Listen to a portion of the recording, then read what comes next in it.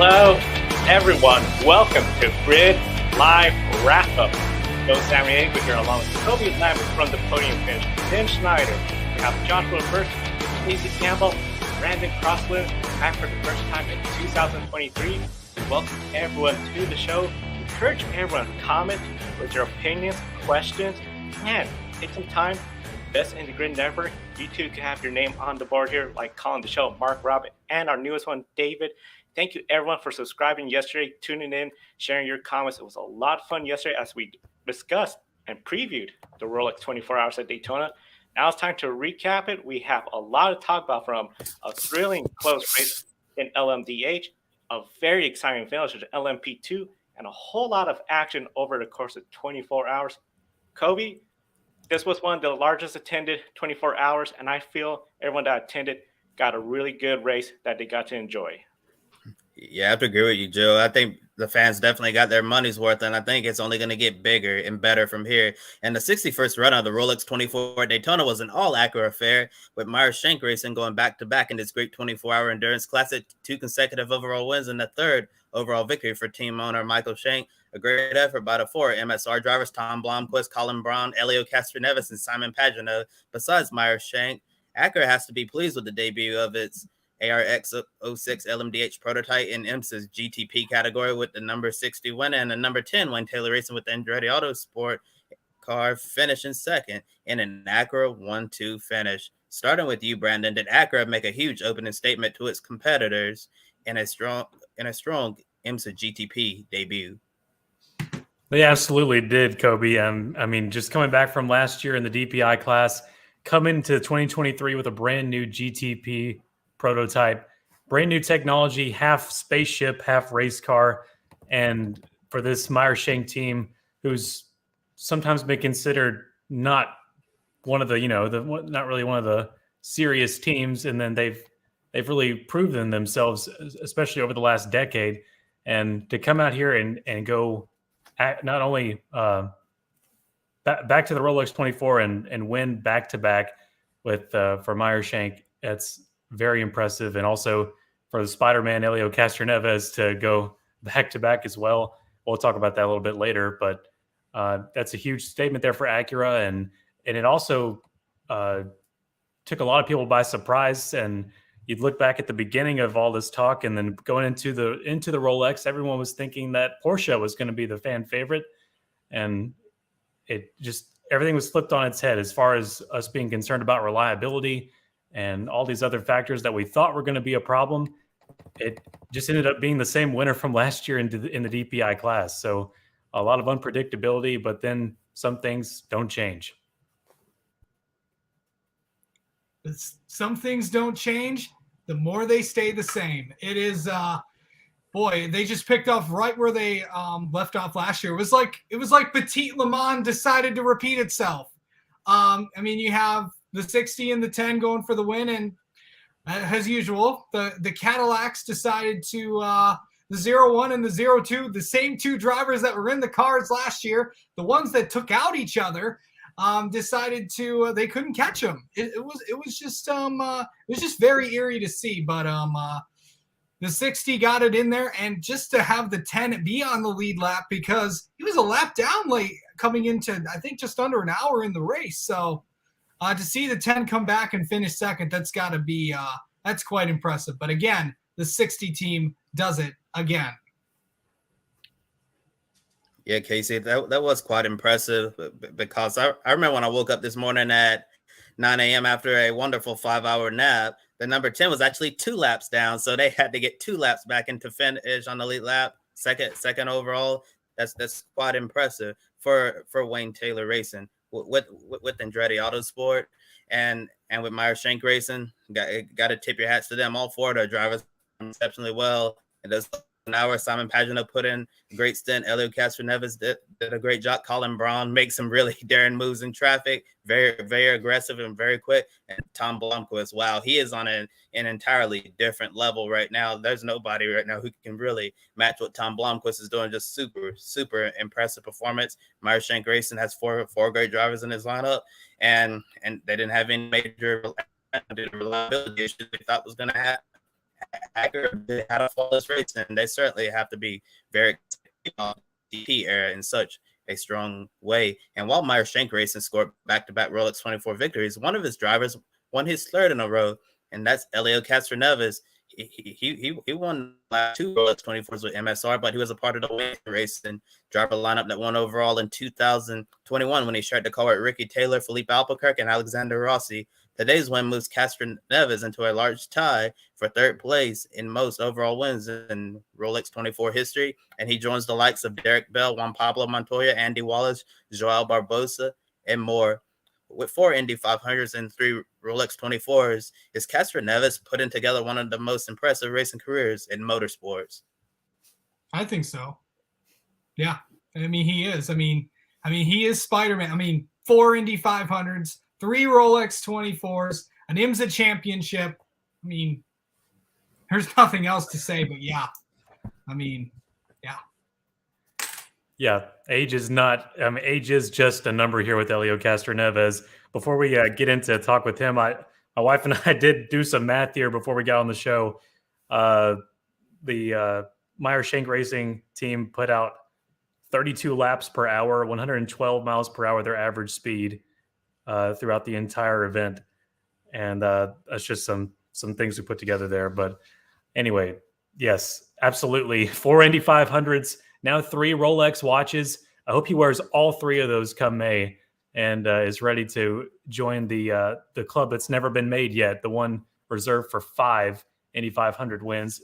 And it would be one thing if this was a different team that he races with the Indy 500 to win the Rolex 24 with, but it's even better. It's the same team. He gets Meyer Shank to go with him from here to the 500. What momentum to have here in 2023. Yeah, I totally agree with both of you. Elio's put together quite an impressive career. 4 Indy 500s, 3 Rolex 24s.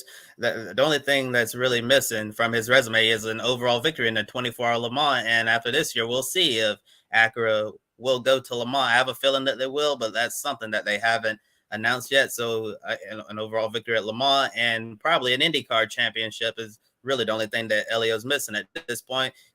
Not really sure if he'll get the IndyCar championship. I don't think so, but who knows? We've seen strange things happen. I know Elio's finished runner-up in IndyCar championship 4 times, but he hasn't been able to get the job done there. And for the most part, the LMDh cars in the GTP class didn't run into all the widespread issues that many expected with the debut of the hybrid technology and IMSA competition. At a race distance of 783 laps, 4 GTPs finished on the elite lap, both Acuras and both Chip Ganassi Racing Cadillacs. The Action Express Whelen Engineering Cadillac ran into issues, finished 12 laps down, and the number 24 BMW M Team RLL hybrid V8 was 15 laps down. Then both Porsche Penske Motorsport 963s ran into trouble with the new technology, and it was a very long, troubled race for the number 25 BMW with a lot of electrical gremlins. Brandon, what were your biggest takeaways from the first GTP race and the new hybrid technology? This is where I kind of fall short as far as head knowledge with the hybrid technology on the GTP race cars, but from just an initial look at it from this first 24-hour race with the technology, the boot offs off pit road with the electrical start and all that, and with the driver being able to decide whenever he kicks in the actual motor is very impressive. But I think you already mentioned the Cadillac 01 had an issue there in the middle of the night trying to fire the electrical power off, and then he was stuck there in the stall 1 or 2 stalls ahead of him. And thankfully they were able to get that going and finish third on the podium still after it was all said and done. But might take another trip, and definitely Sebring will show some more things as we get into certainly a warmer overall time for this new technology to be put to the test. As for Porsche, they seem to have the biggest trouble, and that was not expected at all. I mean, expect the unexpected every time you watch this race, because it looks like that everyone thought that, Porsche would just go out and win. I think, I don't know. And then I think I picked Cadillac, and then I think Joe nailed it with his Acura. I mean, I mean, the Acuras were just really, really strong today. But the thing is, it's like, we saw them with the Acuras and Cadillacs up in the front. Yeah, Porsche was up there. The only really one that wasn't was BMW. So just plagued with issues throughout the race. And this is really their first time, in the top class. I mean, obviously Cadillac and Acura have been there. Obviously, the Penske team was there when they were with Acura a few years ago. So, and obviously they've done tons and tons of testing because they were the first to reveal, of course, that they were going back IMSA racing with Porsche. So it's not surprising to see, but I was a little surprised. I thought we'd see a little bit more, but I think I mean, there's a few teams that really didn't run into any issues today.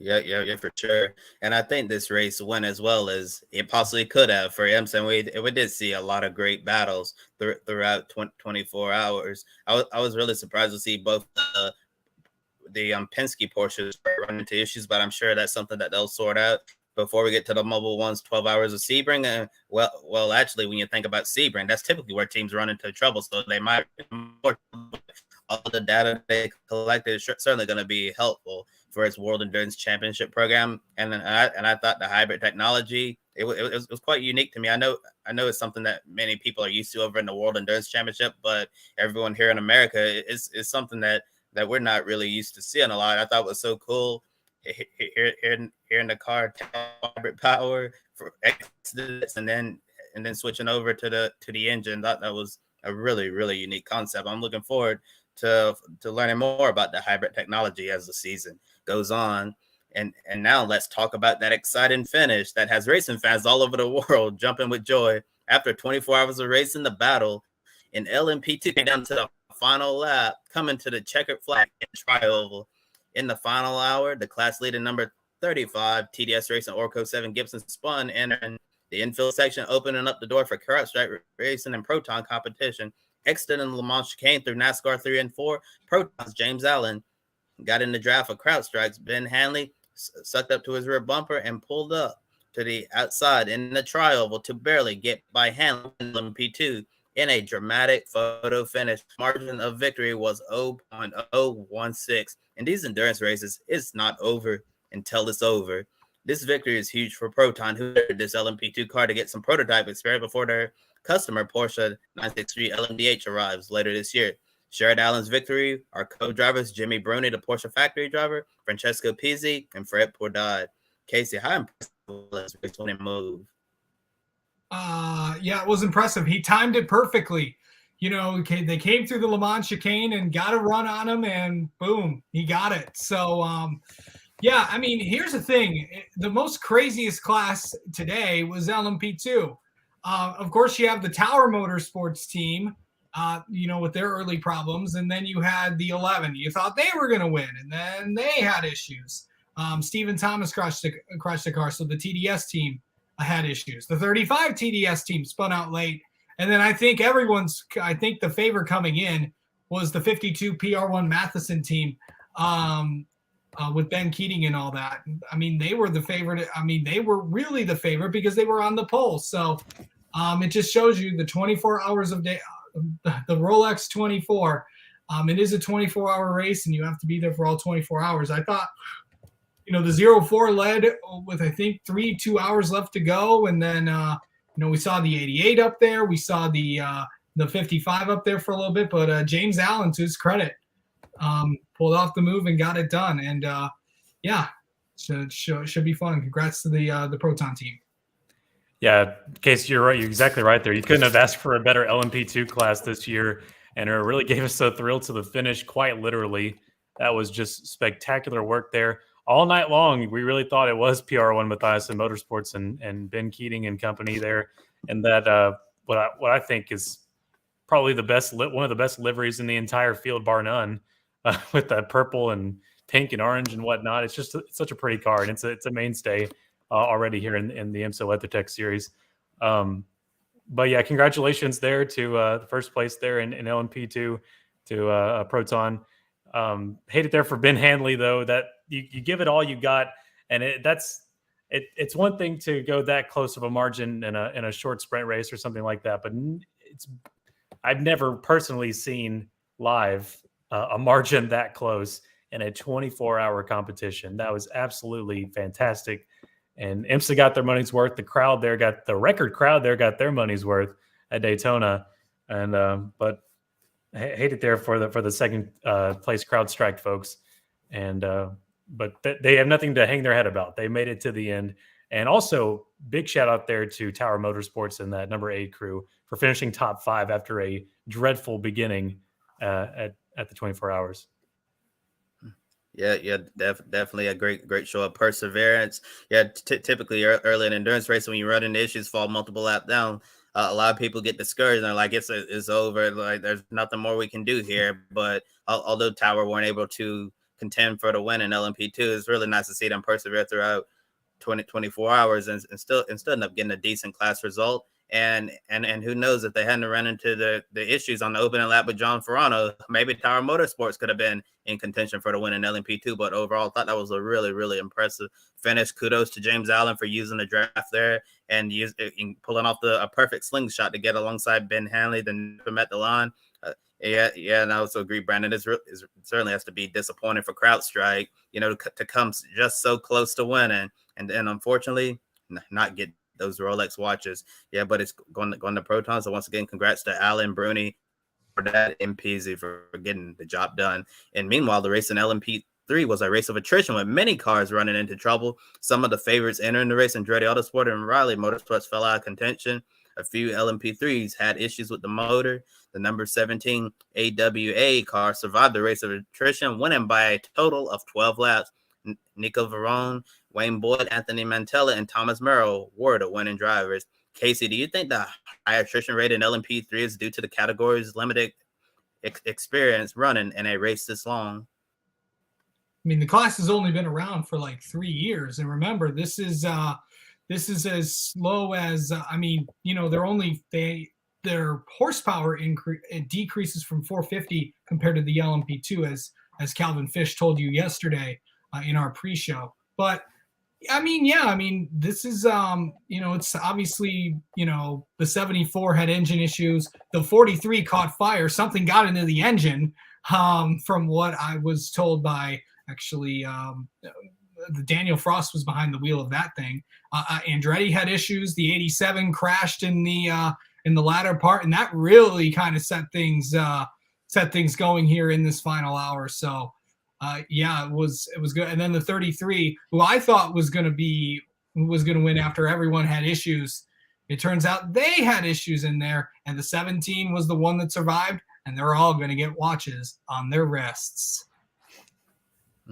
For sure. And now moving on across the GTD Pro and GTD classes, we saw a lot of exciting racing throughout. In the closing hours, there were great battles between WeatherTech Racing, Vassar Sullivan, and Corvette Racing. Ultimately, it was the number 79 WeatherTech Racing Mercedes AMG GT3 coming out on top with Mauro Engel, Danny Huncadella, Jules Gounon, those 3 Mercedes factory drivers, and Cooper McNeil earning class honors in what's scheduled to be his final career sport race. Corvette Racing and Vassar Sullivan complete the GTD Pro podium. Brandon, how impressive was the pace of the Mercedes, and was this a much-needed second-place result for Corvette after not being in contention at all in last year's race?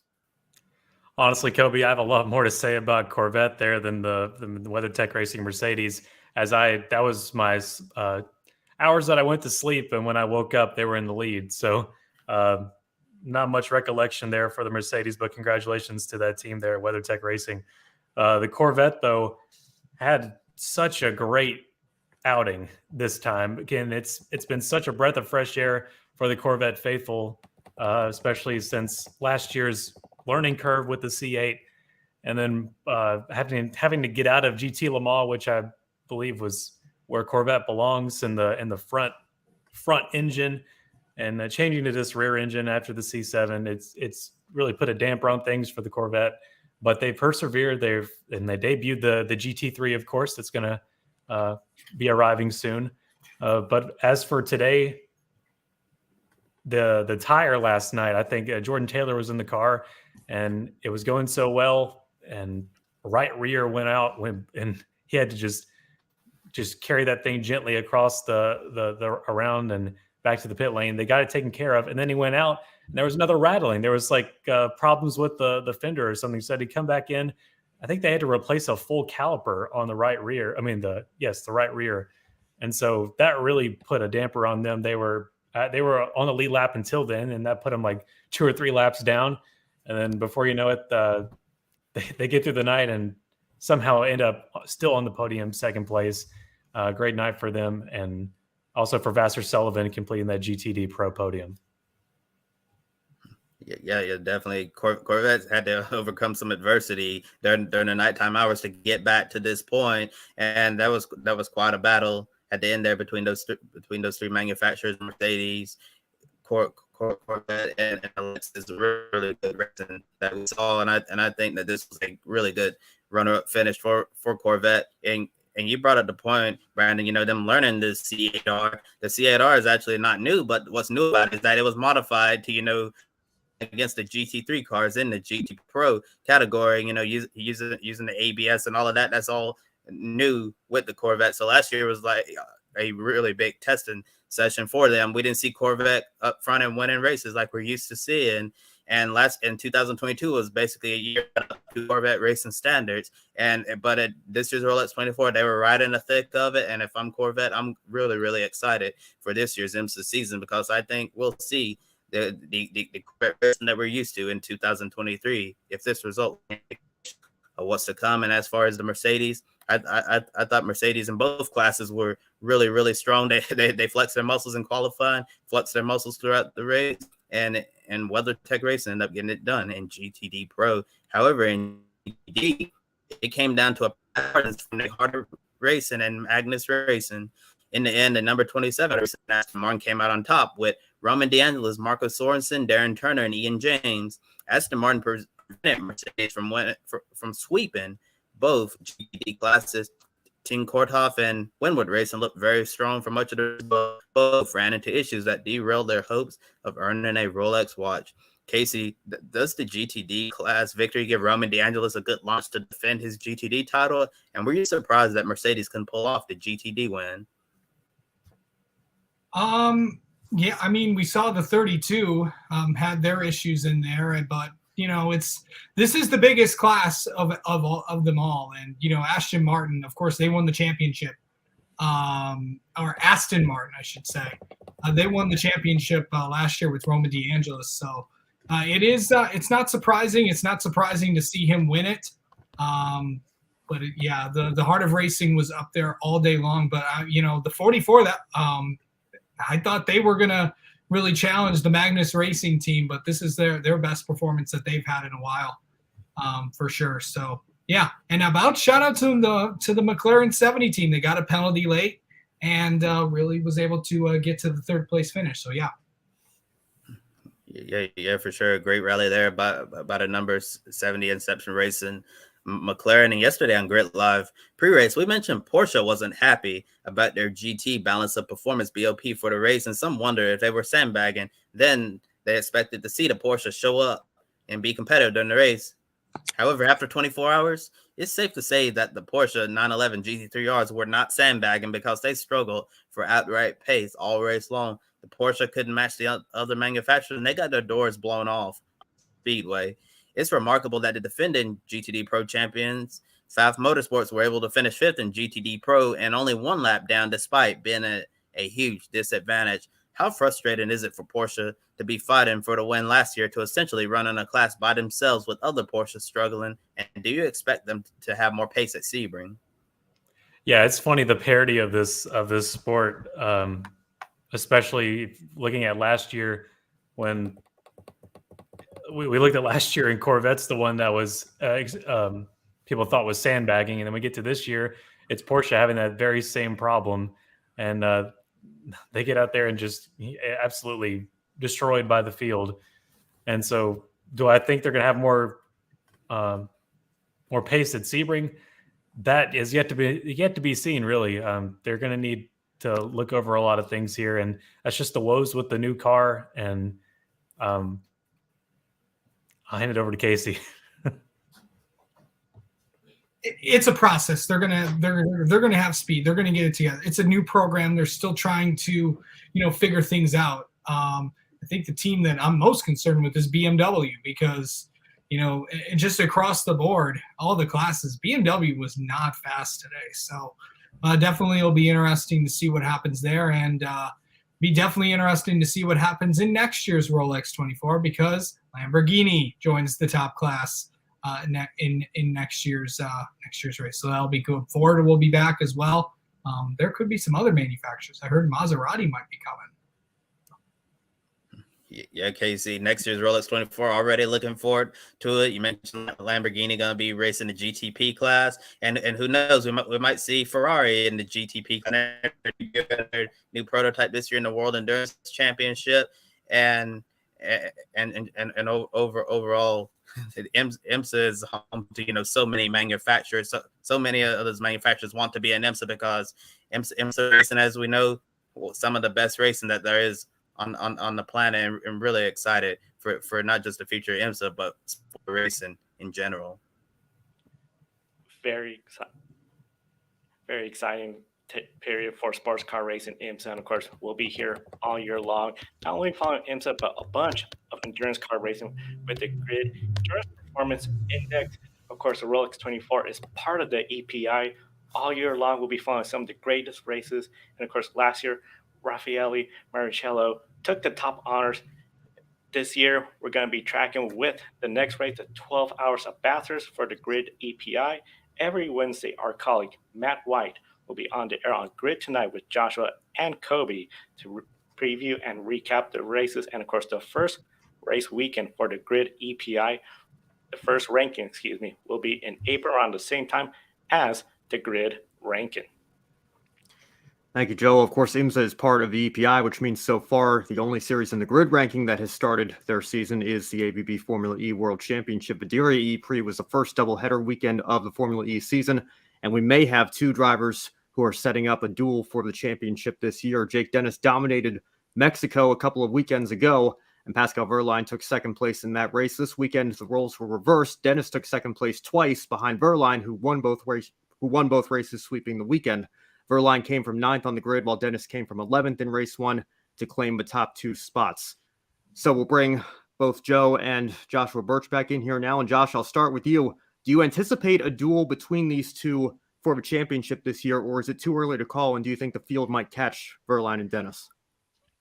I'm not too sure, to be fair, because I think at this stage as well, it's a bit too close to call because we haven't seen yet the potential of what the DS Penske powertrain can do with that DS automobiles that also runs not only in the Penskes, but with the Maseratis as well. Maserati have had the opening 2 weekends from hell as well, basically. They've struggled every single opportunity they've gone out for as well. They haven't had great success, only scoring points yesterday in race 2 of Diriyah. I also think the Neo McLarens with the Nissan powertrain are quite quick, but with being a whole new generation, it's taking time to get to the front of the field again. So I think for the first half of the season, it will be the Porsche powertrains, which is in the Andretti's as well, and then the factory Porsches that are going to dominate. But then we'll see the second half of the year close up. So 6 races there, 6 races back, really. I was surprised at Pascal yesterday doing the double. He only becomes the 4th driver in history to do so because Prost did it in season 1 London, and then we had Sam Bird do it season 3 in New York. Then we had Mitch Evans do it last year in Rome, and now Pascal Wehrlein's done it in season 9 here in Diriyah. So it is a rare occurrence. So I'm expecting not too much of a repeat from that, but it's hard to deny that in the first 3 races as well, the 1-2s have been Wehrlein and Dennis, and those two and the Porsche powertrains have taken 72% of the available points. So I think they're definitely in a dominating form. Yeah, those two, they seem to be on another level on their own. Of course, the powertrain, that's a big help. But when you look at how they're outperforming their teammates too, they're almost a class of the field. Everyone else, they're going to have to be playing catch up. And especially they start to run away with the point system. Because right now, Buemi, quite a ways back before he gets to Jake Dennis and Pascal Wehrlein. overall, as you mentioned, Joshua, it is very early in the season. We still have 13 races to go.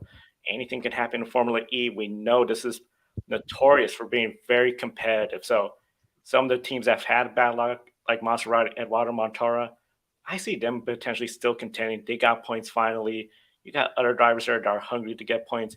And then that stretch of the season, I see it where it's still very early, but these two right now, they're showing they're the class of the field. And if everyone's doesn't step up their game, potentially they could run away with it. But it's Formula E. We haven't used the Wheel of Destiny for a while, but it's still one of the hardest series to pick a winner. Well, taking a look at the Formula E point standings, I know we just had those up here. I want to see if we can maybe bring those up again. There we go. Verline and Dennis both are over the 60-point mark already.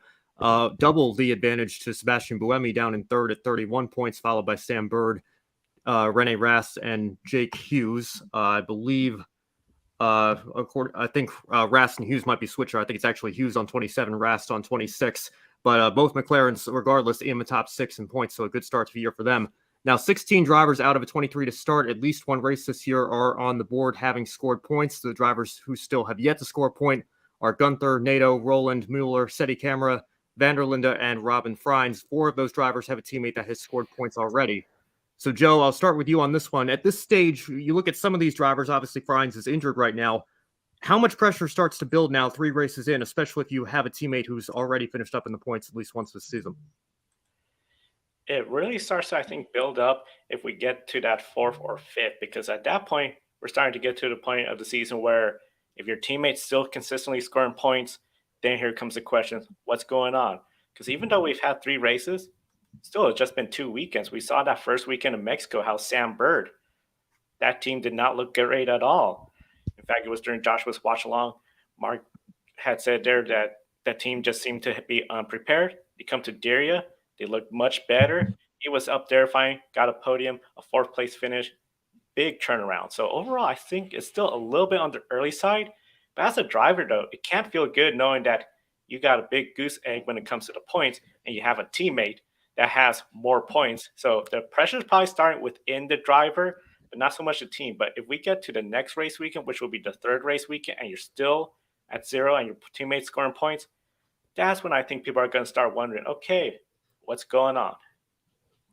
I completely agree with you as well. And finally, my mic balance got fixed as well because I was sounding a bit too higher pitched. I think you're right as well. I'm not getting too worried just yet. I'm more worried about the drivers who have got teammates who are dominating and they're not. I don't know if we can bring that graphic back up with the championships because it'll help me understand it. Just follow me here because it's quite fun.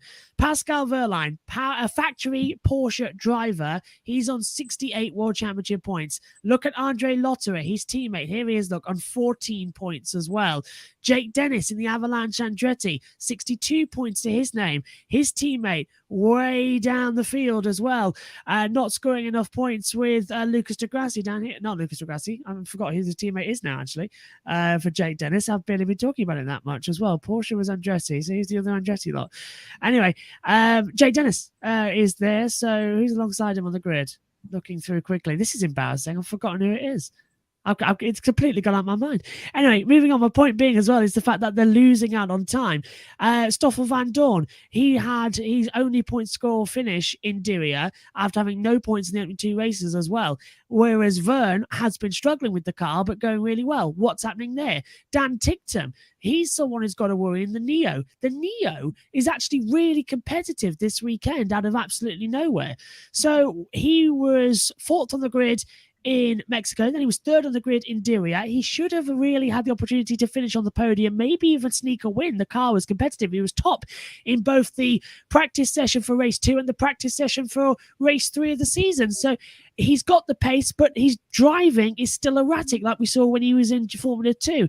He's too much complaining on radio. He seems to play in external situations. In fact, during the qualifying stage as well, he complained that on his fast lap in the Jules, there was a cat that came out on the track, and then that caught his eye out in one of the practice sessions. And then he said again on his run in the Jules on Saturday that the same cat came back out and affected him. So it's just excuse after excuse, and not good enough. So I think the drivers who've scored points and their teammates having a worse time, There you've got to worry about, you're right.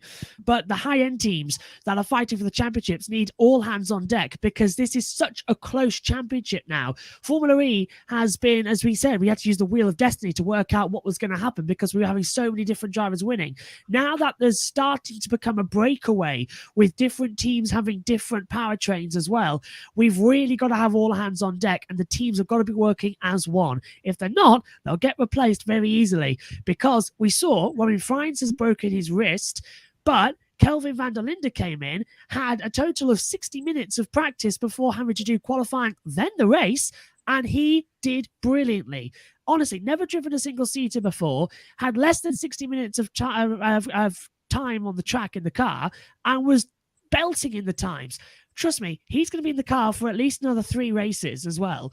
So that'll carry on through India, through South Africa, and into Sao Paulo, because I don't think Robin's going to be back until we get to Berlin. So those 3 races are going to be crucial for van der Linde if he wants to make it in Formula E as a single-seater driver.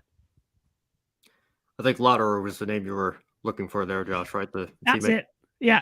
I was looking at Lime and thinking, is that right? Or is he with the Porsches? I couldn't quite remember which one it was because he moved over. But because we were talking to Mark Preston about it in Mexico about having Andre Luther as one of his drivers as well. And he knows how much it hurts him being a sort of bridesmaid not winning a race. So for sure, this is just hurting him more that he can't seem to be as competitive as what Pascal Verlaine's up to. No, Jay Dennis up to. Yeah. Well, that's all right. Yeah. I'm working on 4 hours of sleep myself. I know we were all up watching the 24 hours here, so we were the best we can. I want to say hi to Dimas as well, one of our regulars in the chat. What a race for Formula E this weekend! Absolutely. Now, while the point standings in Formula E are close between the top 2, our grid rating for Formula E differs a little bit, as of course it takes more into consideration. Verlaine sits 11 markers ahead of Dennis in our grid rating. Sorry, Dennis, from having 2 races where he came from further back on the starting grid to the podium, that's what gives Verlaine the advantage there. But again, he and Dennis are still well ahead of the rest of the field in our grid rating as well as they are in the standings. Now, Buemi you see up there in third, actually in a tie for third in the rating with Sam Bird just behind him. Of course, Buemi is known in the world of Formula E for his championship rivalry with Lucas di Grassi in the second and third seasons. Season 2 in particular was a season-long duel between the 2 drivers all year, and it came down to the final race. Lately, Formula E has had as much as 4 or 6 or maybe even more drivers still mathematically eligible with a shot of a championship entering the last weekend. So, Josh, we look at this championship battle here. If we see Verlaine and Dennis be the class of the field and battle for the championship, do you think we'll see a rivalry grow between these 2 drivers just as it did between Buemi and di Grassi several years ago? I really do, because we sort of saw that in Diriyah as well, because it was weird. The Porsche powertrains had really poor qualifyings, and that was surprising us. And we thought, oh, maybe our luck has changed. Then race 1 happened as well, and it was constant action towards the front. Verlaine started 11th, won the race, and then we had Dennis starting 9th and got through. It was insane. And then they started 5th and 6th on the grid race 2 and got through and took the lead of the race as well. At one point, we thought we were going to have exactly the same podium once again because Bird was fighting at the line with Rene Rast. So I think it was definitely, there's definitely something between Verlaine and Dennis because they were able to push each other so hard. Right now, it's just friendly rivalry. But that's how it started with Buemi and di Grassi as well. Not even just in season 2, but in season 1, they were having battles together as well. They were involved with the battle with Piquet, of course, for the title. So I think we'll see it grow over time. And I'll make my prediction. I think they'll crash at one point this season because the rate they're going as well, it is akin to Mercedes dominance back in 2014, that when we started with the hybrid era. That breakaway, it lasts for a while, then everyone slowly starts creeping up. So as soon as them 2 make an error, someone else will benefit. And I reckon it'll be Sebastian Buemi, who had a great weekend with Envision again. He's sort of on the bark. Sam Bird is coming back in. So there's already people in the wings that we can see take the odd race because this battle is going to rise and rise and rise, because they're the class in the field. I had Tom Dillon with me in the commentary box yesterday for the 2 races, and he said as well, was it the powertrain or is it the combination of having the right drivers? So Verlaine and the powertrain and Dennis and the Andretti, the 2 drivers mixing together so well with their car. And I think he's absolutely right. It's brilliant. These 2 drivers, man and machine, they are so in tune with everything they've got. they both think they're the best they can be. So I think it's going to be fireworks. And I think somebody said Formula E at the moment is better than Formula One. And I think they're right, because we're having more entertaining battles constantly, week in, week out, than we do in Formula One. So yeah, we're in for another rivalry. I got to agree with you. I feel this rivalry could really grow as those two prove. Because back in the pre-race show, we talked about how with this track, Diriyah, the first back anybody had came from to get the win before this race weekend was fifth, Sam Bird. And of course, he's one of the best at this track. Well, now Pascal Wehrlein has entered that conversation saying, I've come back from even further behind. And he did this also in Mexico when he came further behind to get that podium, just ran out of time for the win. Jake Dennis, who just happens to be right there with Wehrlein near him at the start, work his way to the front. Those two, they are just showing what they could do with that powertrain and with what they can do, because they're still quite a ways ahead of their teammates when it comes to points scored. If these two could continue it on, I almost have to agree with you, Josh. I could see a situation where those two could make contact, fall a little bit behind the points. But here's the other thing I see too as well. As we get to tracks where those powertrains are not the big advantage, it's going to be really fun to see those two racing each other in the mid-pack. And that's where I think we could really have fireworks, where you could have those two plus another driver ahead of them, behind them, creating that chaos scenario where they're trying to race each other, somebody behind's catching them. This could be a very exciting finish. And I think it might come down to not just the win between these two, the consistency as we get to tracks where that Porsche powertrain is not the advantage for them. Fingers crossed they collide at Portland. That would be amazing if they did it there. And to be fair, I think it's the type of track that maybe they would collide at. It's that type of short track, especially if we have the first corner chicane. And honestly, if I really hope I will be trackside for that one with you, Joe, as well. And if we are down at turn one at the start and that happens, that is going to be one of the best shots we'll ever have. So fingers crossed that something dramatic happens down there. We'll be looking forward to that later on in the year. Now we've got everybody back on screen. Kobe, I'll hand it over to you to close out the show with our One Shining Moment segment. Yeah, time for our Great One Shining Moment. And to all of our viewers watching, if you're new here, the Great One Shining Moment, we picked one moment from the race weekend. That was our favorite, or we thought was very notable. And Casey, we're going to start with you. What's your Great One Shining Moment from this racing weekend? With it being the Rolex 24, I got to give it to a few people. James Allen, you get a one shining moment as well. What a move to get that win in LMP2. My goodness. And then I'm going to give another one. WeatherTech Racing, Cooper McNeil especially. What a way to close out your Rolex 24, your sprint car, your sports car career with that win. But you never know, he might be back. And then Meyer Shank Racing. My goodness. Three wins, back-to-back wins, and then of course three straight Rolexes. That's pretty cool. For me, I would say my one shining moment has to be the Rolex 24 and that finish for LMP2, especially considering we had some of the largest crowds at Daytona. I'm really curious to see how the television ratings will go. But for 24 hours later to come down, not just a last lap pass, right at the tri-oval pass, this is just something where I think, as Calvin said yesterday on our show, when it seems like, okay, the coverage of one class seems to be a little bit more dominated, you could just switch out to another class where there might be a lot going on. And wow, LMP2, what a race. Great job by everyone in the teams that participate all week, and we'll be, of course, discussing more about it throughout the week. But that is my one shining moment. I think we're all just going to snowball on top of each other here as far as the Rolex 24. I agree with you completely, Joe.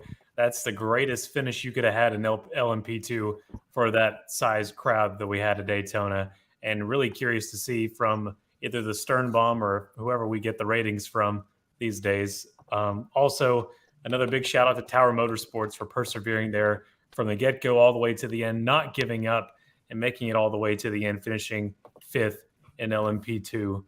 And there's more. Oh, yes. Also, all the men and women who have spent the last several years, and especially the last several months, working on this GTP car. It was a thrill to see, and there's so much to learn about these new cars. It's really cool to see these on track, and looking forward to a great IMSA WeatherTech Sports Car Series season. Yeah, I'll have to go with NBC for another year of stellar communications broadcasting this race as well. I mean, out of 24 hours, I think we saw at least 2 hours worth of commercials. So absolutely fantastic. No, it's serious though. I'll go Formula E because I think it deserves it, with Pascal Wehrlein becoming only the 4th driver in history to win on double weekends as well.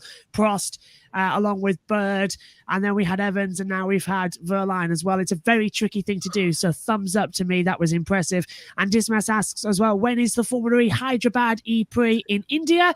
Well, it is going to be on February the 11th as well, so exactly 11 days' time you can join us for that. It's going to be absolutely fantastic as well. It is a night race for even me in the UK. It's 9 a.m. for the E-Prix start time, which means it's even earlier for you over in the States as well.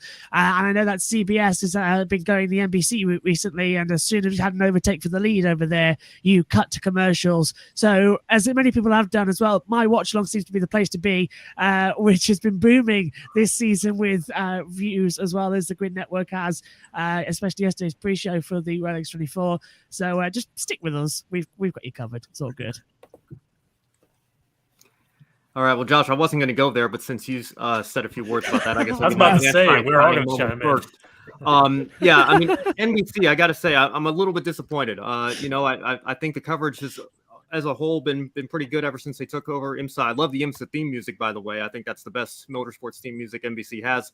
The guys in the booth are great as always. Lee Diffie's one of my favorite play-by-play men in all of sports. But, I mean, I'm paying you guys $5 a month for Peacock Premium anyway, and you're showing me all these commercials, and half of the commercials are for Peacock original programming, and there were IMSA commercials as if we're not already watching IMSA. I mean, it was just very, very frustrating, especially after last year's experience of having the commercial-free world feed for Peacock Premium subscribers. I was, very disappointed not to see that again this year. So, I guess NBC really put the nothing but commercials into NBC this weekend more than ever. But maybe they'll see the feedback and tweak it again for next year. Who knows?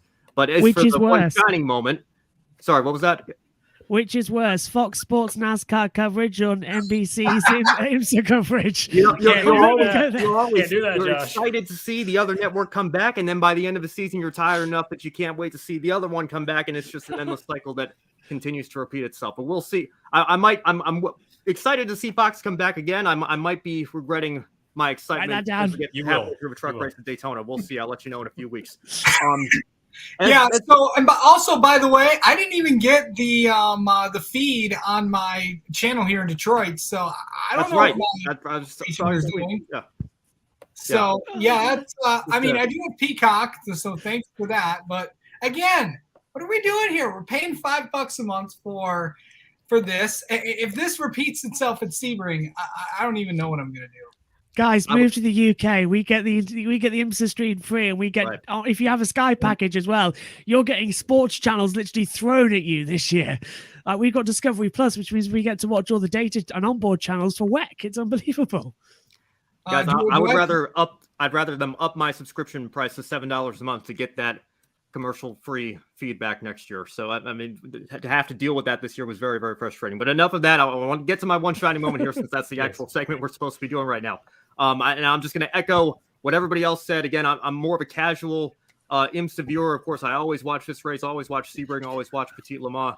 And, of course, I'm very excited for 24 Hours of Le Mans on the WEC side of things this year as well. But, man, the LMP2 gave the world a treat with that finish. And those final couple of laps there, Allen and what's the other driver's name? Is it Hanley? I think the two drivers that came across the line, to be racing 24 hours and to have it come down to, whatever it was, I think 16 thousandths of a second or something like that is just absolutely spectacular. You could not write a better script for that finish of that class than what we got in LMP2. So absolutely, that is my one shining moment, far and away the highlight of the Rolex 24 for me this year. Yeah, and I'm going to echo what everybody else said. The Rolex 24 in general is my one shining moment. I thought it was a really great race. Lots of people were anticipating this race mainly because of the GTPs and the hybrid technology, and I think it lived up to all the hype. And as the years go on and more manufacturers join, I'm really looking forward to next year's race in the Rolex 24. Got Lamborghini, Ferrari, maybe Kamui Kobayashi can convince Toyota to enter one of their cars in the race. It's really disappointing not to see Kamui this year, because whenever you watch him racing a prototype in IMSA, you always need to have your popcorn. And LMP2, wow, what a finish! That was so impressive. I felt such a high when I saw that finish. It was just super exciting, and just have to tip your hats there to Ben Hanley and James Allen for putting on a really great show for all the viewers watching around the world. And that's my grid want to shine a moment before we close the show. I'm going to answer this question right here from Dimas. And do we know that Valentino Rossi is going to be in the bathroom hour? Yeah, yes, Dimas, I do. And actually, we have a handful of drivers who are getting on a plane, leaving the Rolex 24 and flying straight to Australia to Mount Panorama, so they'll be able to do the Bathurst 12-hour. And I'm not going to name all the drivers, just a handful of them that come out of my head: Raffaele Marcello, Kevin Garnier, Mauro Ingo, Matthew Jaminet, Matt Campbell, Jules Guinon, Kenny Habul, Lucas Stoltz, Danny Hucadella. Those are just a handful of drivers who are leaving Daytona International to get the Bathurst to run the 12-hour coming up. And of course, before we close, one quick thing too. Congratulations to several folks from Pick a Winner. We had a couple of folks from yesterday's show get on the leaderboard, and surprisingly, Edward Hunter extended his lead. He got Meyer Shank Racing, which I did too, and of course Pascal Verline. So he leads for Alex and Matt are tied for second, and everyone else tied for third at 1 point each. Very exciting. And Josh, I know for you, considering that I said he doesn't know much about racing besides Formula E, and he's leading Pick a Winner. And we encourage. I'm going to have a go at him so much when he's back in the commentary box in Indy. Oh, there he is. You're in for it when you get back to the commentary box in India in 2 weeks. I am going to be on that on you for so much of the commentary. 4 out of 5. Yeah. Impressive start, and so also impressive start for just everyone. Every race so far in 2023, somebody has gotten correct. Pick a winner, knock on wood. We got one race next race weekend. That's the NASCAR Cup Series at the Busch Light Clash at the LA Coliseum. So every Wednesday on all our social media platforms, we post Pick a Winner. So be sure to watch that little video where you're on TikTok, Instagram, Facebook, Twitter, and of course YouTube Shorts. We'll be posting it. So be sure to participate in Pick a Winner, stay engaged, and be eligible for the championship. Calling the show, Mark and Robin and David, thank you so much for investing in the Grid Network. If you tuned in for the first time this weekend and like what you see with us, be sure to invest in the Grid Network. And of course, subscribe, hit that bell icon so you don't miss any of our programs. We have a lot of programs. If you go to our page, you'll see all the upcoming programs this week, plus Grid Live pre-race for the NASCAR Cup Series, Busch Light Clash. Buy me a coffee. If you want to buy any one of your favorite on-air personalities a cup of coffee, we'll thank you on the air. You set the amount so it could be as much as a cup of coffee. Or if you want to go all out and buy champagne for everyone, whatever you like to do, we will appreciate it. So definitely we encourage everyone, be sure to follow us right here on the Grid Network. And a big thank you to everyone in the chat room for staying engaged, liking, and sharing our videos. For our packed house here with myself, Ben Schneider, Joshua Birch, Kobe Lambs from the podium finish, Casey Campbell, and Brandon Crossland, I'm Joe Samaniego. Thanks for watching today's program. We'll see you next time, and have a wonderful day. Thank you for watching us right here on YouTube. Be sure to subscribe and check out some of our other videos, including Life on the Grid, where we interview folks from the motorsports industry. Thanks for watching. We'll see you next time.